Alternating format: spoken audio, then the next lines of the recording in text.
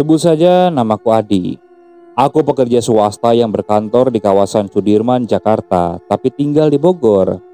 Sudah lebih dari 10 tahun aku menjalani pulang pergi dari Jakarta ke Bogor setiap harinya. Ya, 10 tahun lebih. Karena dulu kampusku juga di Jakarta.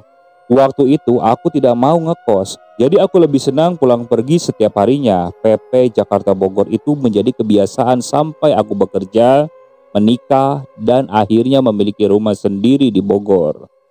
Entahlah, aku lebih senang tinggal di Bogor, tidak pernah sedikit pun berpikir untuk tinggal di Jakarta. Aku tidak mau. Kalau aku bisa menjalani semuanya tanpa harus tinggal di Jakarta. Transportasi Jakarta menuju Bogor pun sudah semakin mumpuni. Salah satu alat transportasi umum yaitu kereta api atau sekarang KRL namanya. Sejak kuliah, aku sudah sangat akrab dengan mode transportasi umum ini. Sejak masih acak-acakan sampai rapi dan teratur seperti sekarang. Ya walaupun sudah memiliki kendaraan pribadi, aku lebih memilih naik kereta api daripada harus bergulat dengan penatnya kemacetan jalanan Jakarta. Dalam perjalanannya, banyak suka dan duka yang aku rasakan dalam ketika berkumpul dengan penumpang lain di dalam kereta. Suka dan duka, tapi pada intinya, aku menikmati perjalanan kereta dari Jakarta ke Bogor ini, walaupun memang lebih banyak sukanya. Nah, aku mulai masuk ke pembahasan seru, pembahasan hal-hal mistis tentang kereta api Jakarta ke Bogor ini. Sudah sejak lama aku mendengar banyak cerita-cerita janggal dan seram yang dialami oleh penumpang kereta. Dari kisah yang hanya terdengar dari mulut ke mulut sampai tentang cerita sampai viral di seluruh penjuru negeri. Semua mungkin sudah tahu cerita tentang kereta gaib di stasiun Manggarai atau kereta hantu di stasiun UI atau stasiun-stasiun yang terkenal angker, dan masih banyak lagi kisah yang bisa membuat bulu kuduk berdiri. Aku termasuk orang yang lebih mengedepankan logika. Aku termasuk orang yang skeptis untuk urusan mistis dan hantu-hantuan. Ya walaupun tidak bisa dipungkiri, aku juga pernah beberapa kali mengalami hal janggal menjurus ke seram. Tapi ya itu tadi, aku akhirnya selalu mengedepankan logika.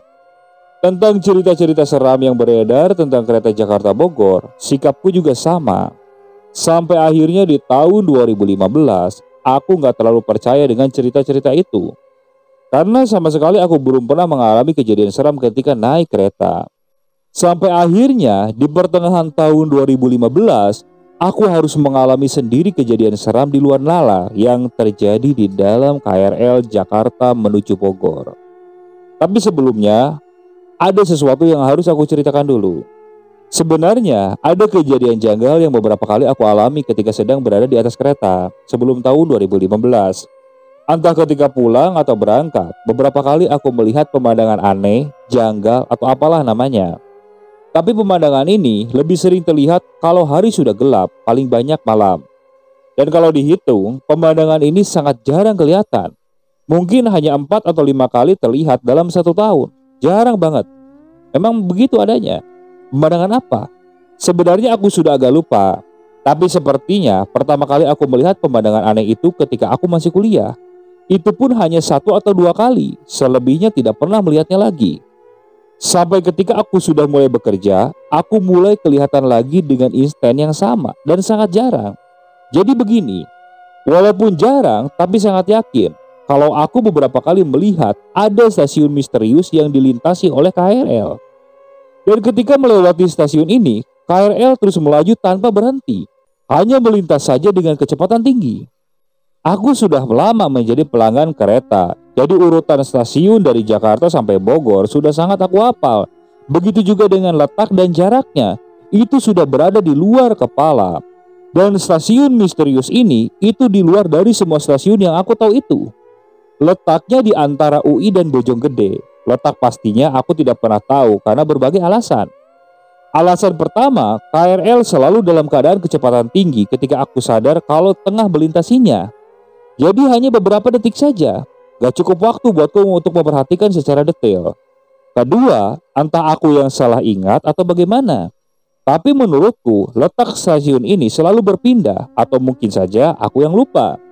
Karena memang sudah sangat lama. Jeda waktu penampakannya pun memang sangat lama terlihat. Yang pasti, itu tadi letaknya antara UI dan Bojonggede. Sampai akhirnya karena begitu penasaran, Pada suatu hari aku catat di notes ponselku di mana posisi stasiun ini ketika aku lihat terakhir kali. Waktu itu aku catat kalau posisinya di antara UI dan Pondok Cina, aku catat. Tahu nggak sih, beberapa bulan kemudian ketika melihatnya lagi, ternyata stasiun ini sudah berpindah tempat, berada di antara Citayam dan Bojonggede. Sungguh aneh kan? Mungkin saja aku salah catat, salah ingat, mungkin saja. Berkali-kali aku mencari alasan logis dari kejadian itu. Pernah juga karena begitu penasarannya, aku susuri pinggiran jalur kereta antara UI dan Bojonggede menggunakan sepeda motor dengan tujuan mencari stasiun aneh ini. Hasilnya aku tidak menemukannya. Sekali lagi, mungkin saja aku salah lihat, salah ingat, atau salah catat. Aku pikir juga mungkin itu adalah stasiun tua yang sudah tidak terpakai lagi, karena aku melihatnya selalu dalam keadaan kosong dan sepi, sama sekali tidak ada orang terlihat. Penerangan juga seadanya, hanya beberapa lampu menyala yang memberikan cahaya. Jadi mungkin karena itulah jadinya stasiun ini tidak kelihatan dari jalan raya dan keramaian. Mungkin. Ya walaupun jarang melihatnya, tapi aku sudah sangat hafal dengan bentuk dari stasiun ini. Sama dengan stasiun lainnya, sebelum masuk ke bangunan utama, terlebih dahulu ada pagar memanjang berdiri di kanan kiri rel kereta. Pagar besi inilah yang biasanya menjadi alternatif buatku kalau sebentar lagi akan melintasinya. Gak lama dari itu, barulah masuk ke bangunan utama. Peron panjang gelap menjadi pemandangan. Di belakangnya ada bangunan berbaris yang aku menebak sebagai kantor stasiun. Bangunan khas stasiun di Indonesia, masih terlihat sisa-sisa bangunan tua desain zaman Belanda, berdiri megah sendiri di dalam gelap, menyiratkan kelam dalam sepinya situasi. Oh iya, ada yang khas dari stasiun ini. Kelihatan ada tangga yang berbentuk lebar dengan pembatas besi di tengahnya. Ada dua tangga, letaknya di ujung sebelah utara dan ujung selatan. Dua tangga itu menuju ke bangunan di lantai atas stasiun. Ujung tangga dua-duanya selalu dalam keadaan gelap. Aku sama sekali tidak pernah bisa melihat jelas ada apa di atasnya. Begitu gambaran stasiun itu. Oh ya, pastinya juga aku tidak pernah melihat ada orang di dalamnya. Selalu dalam keadaan sepi dan kosong. Benar-benar sepi dan kosong. Kembali ke cerita awal, ketika aku mengalami sesuatu yang seram di tahun 2015. Aku masih ingat saat itu hari Rabu. Karena hari Rabu adalah hari di mana aku harus berkeliling ke beberapa kantor cabang di Jakarta untuk audit kecil. Kegiatan ini memang rutin selalu dilaksanakan pada hari Rabu di setiap minggunya dan wajib dilaksanakan. Pada hari Rabu inilah aku hampir selalu pulang malam karena kegiatan audit tidak bisa dilakukan buru-buru dan kantor cabang yang harus dikunjungi juga banyak dan jaraknya itu berjauhan. Biasanya aku baru selesai kunjungan pada sore hari. Setelah itu, hampir selalu aku akan balik ke kantor pusat untuk langsung menyusun laporan dengan tujuan keesokan harinya aku tinggal menyerahkan hasilnya kepada atasanku. Pembuatan laporan hasil kerja ini memang sangat memakan waktu. Paling cepat aku baru bisa pulang pada pukul 9 malam. Itu kalau nggak ditemukan masalah di laporan cabang. Kalau kebetulan ada masalah yang harus ditelusuri penyebabnya, aku akan baru bisa pulang lebih malam lagi. Nah, hari itu termasuk hari yang lumayan melelahkan. Banyak temuan janggal pada laporan kantor cabang yang dimana aku harus mencari penyebabnya. Cabang yang harus dikunjungi juga berjauhan dan membuatku baru bisa kembali ke kantor nyaris menjelang jam 7 malam. Sesampainya di kantor pusat, aku pun harus menyusun laporan hasil kunjungan dan belum bisa pulang. Benar-benar hari yang sangat melelahkan. Singkat kata, sekitar pukul setengah 11 malam, pekerjaan baru selesai. Lo ikut gua aja Yudi ke Manggarai, kalau ke Sudirman gua ogah nganterinnya. Daniel menawarkan tumpangan ketika aku masih berdiri di pos security menunggu ojek untuk mengantarkanku ke stasiun. Tawaran Daniel cukup membuatku mempertimbangkannya, karena aku sama sekali tidak melihat ada ojek yang mangkal. Sementara aku sudah mulai sedikit panik karena malam sudah semakin larut. Khawatir aku tidak kekejar naik kereta terakhir menuju Bogor. Daniel menawarkan tumpangan menuju stasiun Manggarai karena memang itu searah dengan jalan pulangnya, bukan ke stasiun Sudirman, tempat aku biasa setiap kali naik turun kereta. Ya udah, gue ikut lu deh Dan. Manggarai juga nggak apa-apa kok. Jawabku seperti itu. Beberapa detik kemudian, aku sudah duduk manis di jok belakang motor Daniel. Jam masih menunjukkan pukul 22 lebih 40 menit. Masih ada waktu untuk mengejar kereta terakhir. Ya kalau tidak salah jam 23 lebih 15 menit. Motor Daniel melaju dalam kecepatan normal. Kira-kira dalam 15 menit seharusnya aku sudah sampai di stasiun Manggarai. Dan benar, jam hanya tinggal beberapa menit lagi menuju jam 23.00 ketika akhirnya sampai di stasiun Manggarai. Aku turun dari motor sementara Daniel melanjutkan perjalanan pulang menuju rumahnya. Jam 11 malam masih ada beberapa orang yang terlihat berseliweran di stasiun ini. Tentu saja nggak seramai di jam normal dan jam sibuk, malahan tergolong sangat sepi buatku. Pulang menjelang tengah malam seperti ini cukup jarang aku jalani. Seperti yang sudah aku bilang dari awal, biasanya paling malam pukul 9 aku sudah duduk manis di dalam kereta. Malam itu, layaknya malam normal seperti biasanya, geliat kota Jakarta masih berdenyut menandakan kalau dia selalu hidup. Pengapnya udara sedikit berkurang ketika hari beranjak menuju puncaknya. Udara yang terhirup sedikit lebih segar daripada jam-jam sebelumnya. Ya tapi tetap saja, keringatku mengalir ketika harus berjalan kaki menuju peron tempat menunggu rangkaian kereta datang. Kereta Bogor masih ada kan Pak? Aku bertanya kepada Pak Security yang masih setia menjaga dan memastikan kalau kereta terakhir masih ada dan belum lewat. Masih ada Mas, barusan yang lewat juga kereta ke Bogor. Naik yang berikutnya aja, tapi bakalan agak telat. Katanya tadi ada gangguan di Tanah Abang, begitu penjelasan dari Pak Security. Ya agak menyesal aku karena tadi sedikit lambat, jadi gak sempat naik kereta pukul 11, ketinggalan beberapa menit saja. Dengan begitu, harapanku hanya tinggal menunggu kereta terakhir. Oh ya Pak, makasih Pak. Setelah itu aku melangkah menuju peron, mencari tempat duduk sambil menunggu kereta datang. Tubuh yang sangat lelah karena kegiatan yang dilakukan sepanjang hari, ditambah dengan mata yang sudah mulai mengantuk. Aku lalu memeluk tas dan duduk di kursi besi, memperhatikan sekeliling. Anehnya sudah sangat sepi. Aku pikir keadaan seperti ini gak seperti biasanya. Ini benar-benar sepi, sangat sepi. Aku melihat dua orang security yang berdiri di kejauhan. Mereka menjaga pintu penyeberangan orang ketika harus menyeberangi rel kereta api. Selain mereka, ada 2 atau 3 orang lagi yang terlihat sepertinya sama sepertiku, menunggu kereta Bogor. Karena berdiri di sisi yang sama walaupun jarak kami berjauhan. Untuk sekelas stasiun Manggarai yang notabene letaknya ada di ibu kota, situasi seperti ini agak janggal karena sangat sepi, benar-benar sepi. Semilir angin malam mulai bertiup membawa udara dingin menyentuh tubuh, mengelus wajah. Rasa kantuk yang sejak tadi aku rasakan semakin menjadi-jadi karenanya. Jam sudah menunjukkan pukul 23 lebih 13 menit. Seharusnya beberapa menit lagi kereta datang. Tapi aku langsung teringat dengan omongan Pak Security tadi, kalau kereta akan datang sedikit terlambat karena ada gangguan teknis. Jadi aku sudah pasrah dan bersiap dengan keterlambatan kedatangannya. Akhirnya aku gak tahan lagi. Semilir angin perlahan mendorong tubuhku untuk bersandar di tembok belakang. Kantuk semakin menjadi. Beberapa kali aku tersiap sambil duduk memeluk tas di pangkuan. Sampai akhirnya aku benar-benar tertidur. Tapi mungkin hanya beberapa menit. Kilatan cahaya terang menembus pelupuk mataku yang masih terpejam. Sangat terang sehingga menyilaukan. Terbangunlah aku dari tidur sejenak karenanya. Setelah aku mengucek-ucek mata sebentar untuk memperjelas penglihatan, akhirnya aku melihat kalau cahaya terang menyilaukan itu berasal dari lampu kereta. Akhirnya datang juga keretanya. Aku bersyukur di dalam hati. Benar saja, ketika sudah sangat dekat, aku dapat melihat ada tulisan Bogor di atas rangkaian kereta yang paling depan. Benar, ini kereta yang aku tunggu. Lalu aku berdiri menunggu sampai kereta itu benar-benar berhenti. Pada saat inilah aku baru sadar setelah melihat sekeliling. Ternyata di sekitarku tidak ada orang sama sekali. Sebentar, setelah benar-benar memperhatikan, ternyata ada beberapa orang yang aku lihat sedang berdiri di kejauhan. Posisinya sama sepertiku, sedang menunggu kereta untuk benar-benar berhenti dan pintunya terbuka. Beberapa orang itu kelihatan olehku hanya berbentuk siluet, bayangan hitam.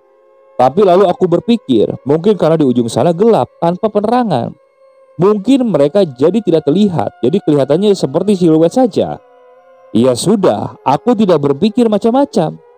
Aku lalu menunggu sampai pintu kereta benar-benar terbuka. Akhirnya pintu terbuka. Tanpa pikir panjang, aku lalu masuk ke dalamnya. Hanya beberapa detik kemudian, pintu lalu tertutup. Setelah di dalam, aku lalu berjalan mencari tempat duduk. Proses mencari tempat duduk ini ternyata sangatlah mudah, karena kereta dalam keadaan nyaris kosong. Gerbong kereta yang aku naiki itu ternyata isinya nyaris kosong. Hanya ada aku dan seorang laki-laki yang duduk paling ujung. Ah ya sudah, karena memang nyaris sudah tengah malam, jadi nggak ada penumpangnya. Begitu pikirku di dalam hati. Jam di tangan menunjukkan sudah pukul 23 lebih 30 menit ketika aku sekilas melihatnya. Aku memilih tempat duduk di tengah, agak jauh dari pintu keluar. Dengan mata yang masih sangat mengantuk, aku duduk bersandar dengan niat meneruskan tidurku. Sekilas aku melirik penumpang laki-laki yang duduk di ujung. Dia diam memandang ke depan seperti sedang memperhatikan keadaan di luar. Seorang lelaki berumur 50 tahunan, berkemeja putih, celana panjang hitam, berkumis tebal, dan kumisnya ini sudah banyak beruban seperti rambut di kepalanya. Sesekali dia tersenyum sendiri sambil memperhatikan entah apa yang sedang dia perhatikan di luar. Setelah itu, aku tidak memperhatikannya lagi. Aku lebih memilih untuk beristirahat sejenak, memejamkan mata, dan tidur. Kira-kira beberapa menit kemudian, aku kembali terbangun. Kali ini karena mendengar suara bunyi klakson kereta yang sangat keras. Ini sudah sampai mana? Tanyaku di dalam hati. Tiba-tiba aku melihat kalau kereta sedang melintas di salah satu stasiun. Tapi aku nggak tahu pasti kalau ini stasiun mana, karena baru saja sadar dari tidur. Itu stasiun Pasar Minggu, ucap si bapak yang duduk di ujung tersebut. Dia tersenyum ke arahku, lalu aku membalas senyumannya. Mungkin karena dia melihat aku kebingungan, jadi dia memberikan info stasiun apa itu yang sedang kami lewati. Tapi kenapa kereta ini tidak berhenti di stasiun Pasar Minggu? Kenapa terus melaju dan hanya melintas? Mungkin sebenarnya tadi sudah berhenti, tapi aku tadi masih tertidur, jadinya aku tidak tahu. Agak sedikit aneh, karena kereta masih saja kosong, tidak ada penambahan penumpang. Masih saja hanya aku dan si bapak yang duduk di ujung. Tapi ya sudahlah. Setelah itu aku memposisikan badanku seperti awal tadi, bersandar dengan niat untuk meneruskan tidur. Dari stasiun Pasar Minggu, berikutnya adalah stasiun Tanjung Barat, Lenteng Agung, dan seterusnya. Tapi aneh, setelah sampai di Tanjung Barat, lagi-lagi kereta ini terus melaju tidak berhenti. Terus berjalan dengan kecepatan konstan. Kereta ini kenapa ya? Kok nggak berhenti di setiap stasiun? Ucapku seperti itu. Ini kereta ekspres malam, hahaha, dan akan langsung ke tujuan, gak akan berhenti di stasiun-stasiun lainnya. Aku kaget, karena si bapak yang tadinya duduk di ujung, tiba-tiba sudah duduk beberapa meter di sebelah kananku. Jadi kami berdekatan. Ekspres bagaimana pak? Kan sekarang gak ada kereta ekspres pak, tanyaku penasaran. Kereta ini akan langsung ke tujuan, jawab si bapak itu pendek, sambil matanya terus menghadap ke depan. Wajahnya tersenyum kecil memperhatikan entah apa yang sedang ia perhatikan. Ya baguslah kalau kereta ini langsung ke Bogor, jadi waktu perjalanan akan lebih cepat. Begitu pikirku yang sungguh langsung masuk logika. Selanjutnya, kantukku jadi hilang. Aku terus memperhatikan perjalanan. Benar seperti yang si bapak itu bilang tadi, kereta kami tidak berhenti di seluruh stasiun berikutnya. UI, Pondok Cina, Depok Baru, dan seterusnya. Kereta ini terus melaju melewati stasiun-stasiun itu dengan kecepatan yang konstan. Bener ya pak, keretanya nggak berhenti di setiap stasiun. Baguslah, aku bilang begitu kepada si bapak yang menjadi teman keretaku. Tapi dia tidak menjawab. Hanya duduk dia menghadap ke depan sambil senyum-senyum sendiri. Sampai detik ini, aku belum merasa kalau ada yang aneh. Tapi perasaanku akan berubah drastis dalam beberapa belas menit ke depan. Hingga sampai di stasiun Citayam. Seperti stasiun-stasiun sebelumnya, kereta terus melaju melewati stasiun Citayam. Berikutnya kereta akan sampai di stasiun Bojonggede, seharusnya begitu. Tapi, waktu tempuh Citayam Bojonggede yang seharusnya tidak lama, kali ini lebih dari 15 menit lamanya tidak juga sampai. Ini terlalu lama, karena kereta tidak melambat kecepatannya. Di sini aku mulai merasakan ada yang aneh. Mana stasiun Bojonggede? Kok gak sampai-sampai? Sabar sebentar lagi. Lagi-lagi suara si bapak ini mengagetkan. Mungkin karena dia terlihat ada kepanikan di wajahku. Tapi ternyata benar kata si bapak itu. Beberapa menit kemudian, Kereta mulai melambat, mengurangi kecepatannya, dan klaksonnya berbunyi beberapa kali, menandakan kalau kereta sedang mendekat ke salah satu stasiun di depan. Tebakanku di depan adalah stasiun Bojonggede. Aku menegakkan badanku, aku coba melihat keluar, coba mengenali stasiun apa ini. Akhirnya kereta masuk ke dalam area stasiun.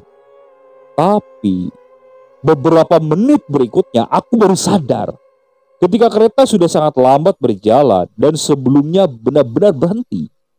Aneh, aku bertanya-tanya karena ternyata ini bukan stasiun Bojonggede. Bukan, aku yakin. Lalu ini stasiun apa? Stasiun ini nyaris gelap tanpa penerangan. Mungkin cahaya hanya bersumber dari beberapa lampu kecil di sudut stasiun. Akhirnya kereta benar-benar berhenti, lalu pintu terbuka. Aku penasaran dan berdiri dari duduk dan aku berniat memperhatikan lagi stasiun apa ini. Sudah sampai, saya turun di sini ya. Si bapak itu mengucapkan permisi kepadaku. Aku yang masih merasakan keanehan hanya menganggukkan kepala. Lalu dia berjalan turun meninggalkan kereta. Si bapak itu berjalan menjauh menuju tangga yang ada di ujung. Aku terus memperhatikannya. Lalu dia berjalan menaiki tangga tersebut ke atas, lalu hilang di telan kegelapan. Tunggu, ada tangga. Akhirnya aku sadar sedang berada di stasiun apa. Itu bukan stasiun Bojonggede. Ternyata ini adalah stasiun misterius yang membuatku penasaran selama bertahun-tahun lamanya. Stasiun yang letak pastinya aku tidak ketahui. Aku sudah hafal bentuk bangunannya. Itu yang membuatku yakin kalau ini benar stasiun misterius itu. Sontak aku langsung merinding, tapi masih penasaran. Aku terus memperhatikan tempat itu dari pintu kereta yang gak kunjung juga menutup. Seperti yang aku lihat sebelumnya, kereta ini kosong. Sama sekali tidak ada orang, tidak ada kehidupan. Sepi mengurat-urat nadi, menghentikan waktu, benar-benar sangat sepi. Aku sangat ketakutan, karena sepertinya hanya tinggal aku di tempat itu sepeninggalan si bapak tadi. Kenapa pintu ini terus terbuka, tidak menutup? Kenapa keretanya tidak melaju kembali? Aku bertanya-tanya di dalam hati. Aku mulai panik. Beberapa menit lamanya aku berdiri di pintu, sampai akhirnya aku berniat untuk turun saja dari kereta dan meninggalkan stasiun ini. Tapi sebelum menjalankan niat itu, aku melihat sesuatu. Sesuatu yang membuatku harus mundur beberapa langkah menjauhi pintu. Di atas tangga sebelah kiri, aku melihat ada pergerakan. Ada beberapa orang bergerak turun menuruni tangga. Akhirnya ada orang juga. Aku sedikit lega melihat mereka. Beberapa orang itu berbentuk seperti bayangan hitam. Aku gak jelas melihat bentuk wajahnya dan perawakannya. Mungkin karena gak ada pencahayaan penerangan. Mereka terus mendekat ke arahku, ke gerbong kereta tempat aku berada dan menuju pintu tempat aku berdiri. Tapi beberapa detik kemudian, perlahan aku melangkah mundur menjauhi pintu. Ketika beberapa orang itu semakin dekat dan semakin mendekat, tiba-tiba aku sangat ketakutan. Kenapa aku sangat ketakutan? Karena wujud mereka gak berubah. Bentuknya masih sama dengan bentuk yang aku lihat ketika jarak kami masih berjauhan. Mereka tetap terlihat seperti bayangan hitam. Ya, seperti bayangan hitam. Gak berapa lama kemudian, di belakang mereka muncul lagi beberapa sosok bayangan hitam yang bentuknya sama seperti mereka. Lalu di belakangnya muncul lagi beberapa. Akhirnya jumlah mereka menjadi banyak. Semuanya menuju pintu gerbong kereta di mana yang aku tempati itu. Kemudian aku terjatuh dan duduk di tempat dudukku. Sama sekali aku duduk di tempat pertama kali aku duduk tadi. Aku ketakutan. Aku memperhatikan sosok-sosok bayangan hitam itu satu persatu memasuki kereta. Bentuk mereka seperti manusia, perawakannya seperti orang-orang pada umumnya. Ada yang kelihatan seperti perempuan, ada yang kelihatan laki-laki, bahkan ada anak-anak juga. Tapi ya begitu, mereka berbentuk seperti bayangan hitam sedikit tembus pandang. Akhirnya mereka semua sudah berada di dalam satu gerbong kereta denganku. Hanya saja satu-satunya aku yang masih berbentuk manusia. Beberapa detik kemudian pintu tertutup. Lalu perlahan kereta mulai bergerak maju meninggalkan stasiun menyeramkan itu. Kereta melaju dengan kecepatan konstan. Aku duduk diam dengan keringat dingin mulai berkucuran. duduk didampingi sosok-sosok misterius berbentuk bayangan hitam. Detik berikutnya, aku gak berani lagi menatap mereka, karena merasa kalau mereka semua menatap balik ke arahku, menatap dalam diam. Di situ aku benar-benar ketakutan. Entah sosok apa yang tengah melaju bersamaku ini. Tapi syukurlah semuanya tidak berlangsung lama, karena berikutnya kereta kembali melambat, berkurang kecepatannya, menandakan kalau sedang mendekat ke stasiun berikutnya. Dan benar, ternyata ada stasiun. Di dalam hati aku berniat akan turun di stasiun ini, apapun stasiunnya. Aku gak mau berlama-lama di dalam kereta berhantu ini. Akhirnya kereta pun berhenti. Lalu aku berdiri mendekat ke arah pintu sambil berdoa dan berharap semoga pintu benar-benar akan terbuka. Dan doa pun terkabul. Tiba-tiba pintu terbuka, lalu aku segera turun. Sangat lega. Akhirnya aku bisa meninggalkan kereta itu. Beberapa detik setelah aku turun, kereta langsung bergerak maju meninggalkan stasiun. Terlihat sepertinya kereta itu berniat hanya untuk menurunkan aku saja. Sungguh aneh. Gontai aku melangkahkan kaki dalam kelenggangan di peron stasiun ini. Bogor, ini stasiun Bogor. Dan ternyata ini adalah stasiun Bogor. Kenapa tiba-tiba aku sudah ada di stasiun Bogor? Tiba-tiba ponselku berbunyi. Aku lalu mengangkatnya. Mas, di mana sih kau dari tadi nggak ada kabar? Suara istriku terdengar di ujung telepon.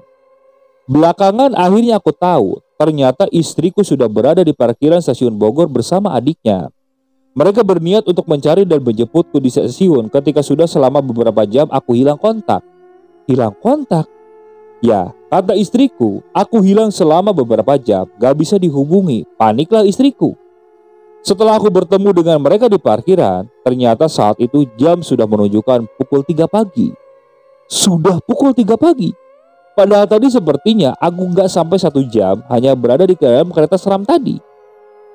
Dan itulah kisah seram yang aku alami saat aku naik kereta seram itu. Selebihnya, ya bukannya aku mau, tapi aku tidak pernah mengalami lagi naik di stasiun tersebut. Ya aku juga tidak pernah mau lagi naik di stasiun Manggarai. Jadi aku selalu memilih naik di stasiun Sudirman saja kalau pulang malam.